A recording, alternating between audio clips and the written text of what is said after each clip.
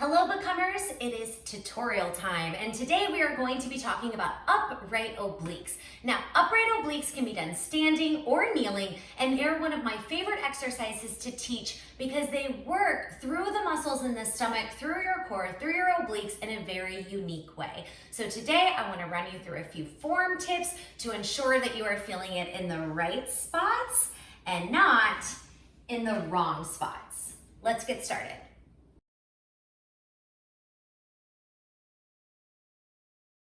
Before we jump in, let's ensure you know what move I'm talking about. So upright obliques can be any type of torso twisting, either in both directions or in one direction.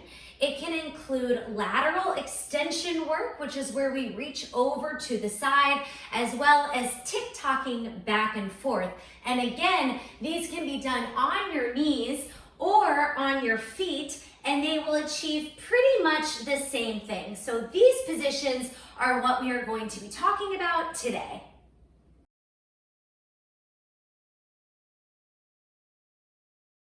If you are like me when you think about the body, it will be very helpful to understand a little bit more of the mechanics of this exercise and why we like it so much. So when you work your abdominals and doing something like a crunch, laying down on the floor, you have the floor supporting your entire body, and therefore you end up working a little bit more of the surface muscle. I'm generalizing here, but it's pretty much more of the surface muscle. When you work something like a plank, you have gravity pressing down on your body, which, yes, works the surface muscles and the deep down muscles, but that gravity can also put some pressure on what?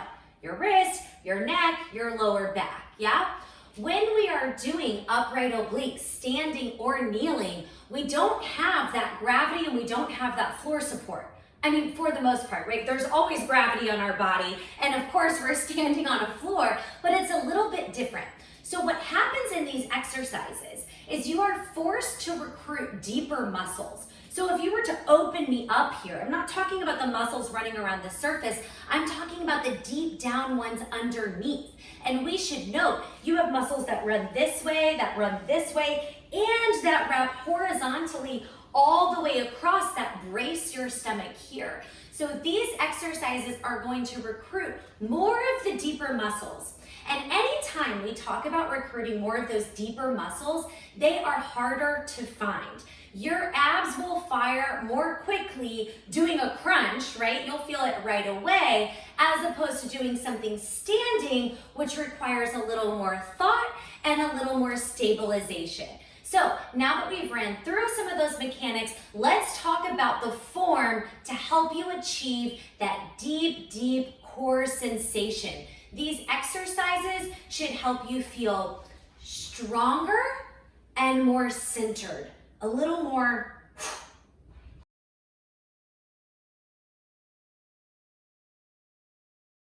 Tip number one is to solidify your base. Now, when I say the base, that is anything below the belly button. So we're talking about hips, legs, and again, it does not matter if you are standing or kneeling for this, we still have to solidify the base.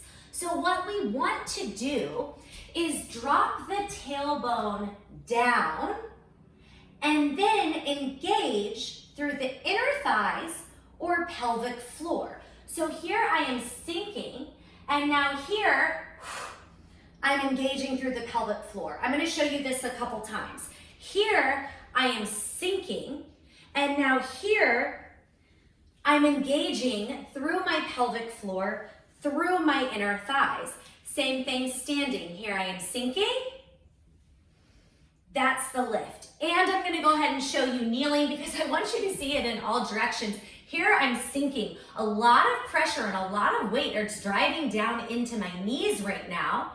Now I'm going to think about lifting inner thigh, pelvic floor, zip it up, squeeze it together. The more solid we make our base, the more likely we are to keep our hip bones still as our upper body takes motion. So in these obliques, okay, we are working to move our upper body separate of our lower body. Therefore, we have to get the base, the foundation, strong and stable.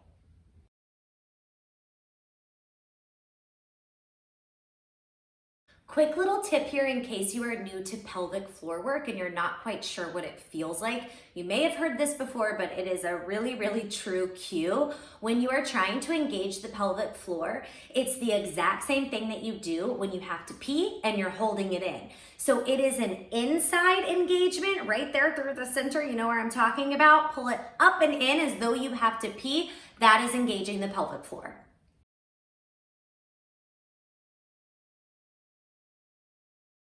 Tip number 2 is all about adjusting the spine so that you are moving through the muscles around your abdominals and not through the muscles around your spine and lower back. So that's a tricky little sweet spot that we have to find, okay? So a lot of times what tends to happen is people let their shoulders ride a little too far back and they try to take their motions from here, okay? At this moment, I am currently moving from my spine. In fact, with every single motion, I can feel it like right in here. You see where these flower tattoos are? Right in here is where I end up feeling it. And we want to feel it more on the front side or right over here, depending on the exercise, okay? So what I'm going to do from this position is I'm going to close the gap that runs between the base of my ribs and my hip bones. Watch the change here. I close my gap. This is where I want to be. Could you see that difference? Shoulders just a little too far back. I'm opened up through the stomach. Now I'm going to close the gap. I pull it in. This is where we want to be. Now, much like a crunch or like a plank, I can feel these abs working tight, right? I'm recreating that sensation standing. And now this is where I want to take my motions from. Now I am moving through the waist, through the core, through the center of the belly, and right here, I am moving laterally from the side, right on that side oblique. That's a good thing. Okay, so as you get set up, you're gonna double check, are my shoulders open and back? Can I close the gap right here in the front? When I close the gap, I also want to make sure that I'm not slumping all the way forward. So here I am in a rounded spine, that's a no. Here I am in an arched spine, that's a no. And now here I am in a nice neutral, solidified spine. I can feel the center of the belly actively holding my body.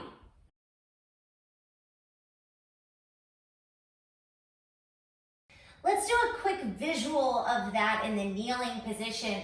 So here I am with my shoulders a little too far back. At this moment, I can feel myself moving from my spine. I can feel it on that lower side back here. Watch the change. I go from this to this. And now as I move, that is movement from the belly, from the core muscles, not from the spine.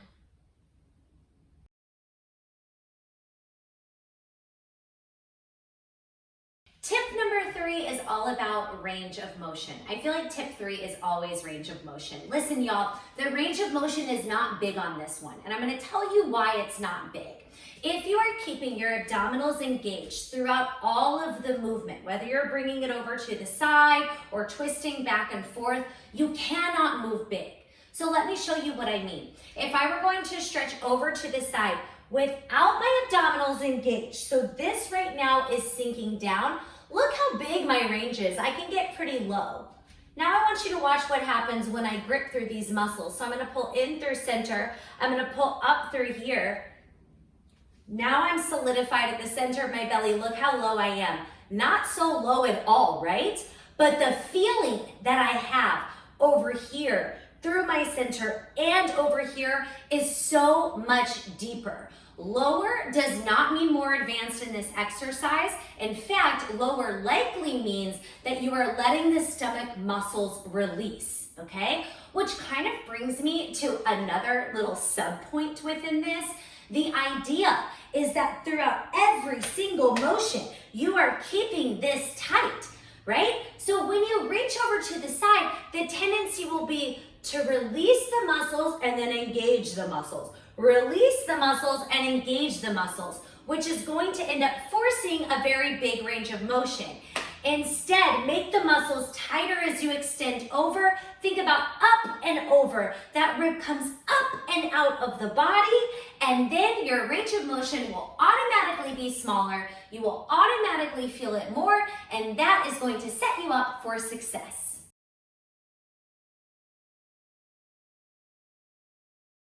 Tip number 4 actually connects back to tip number 1. Tip number 1 was stabilizing our base.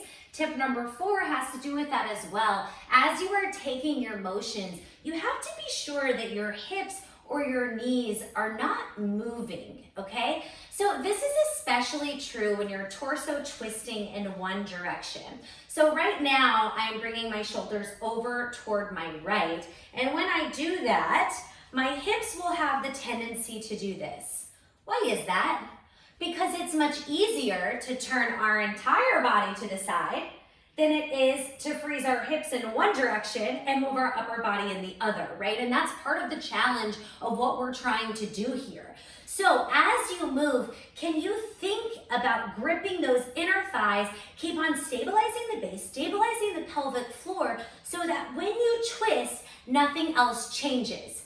Personally, what I like to think is that whatever direction I'm twisting toward, so right now I'm twisting toward the right, I think that that hip, so my right hip, is pushing forward. My right shoulder reaches back, my right hip reaches forward. Right shoulder back, right hip forward, and now I'm going to get that wringing out sensation right there at the center side of the waist.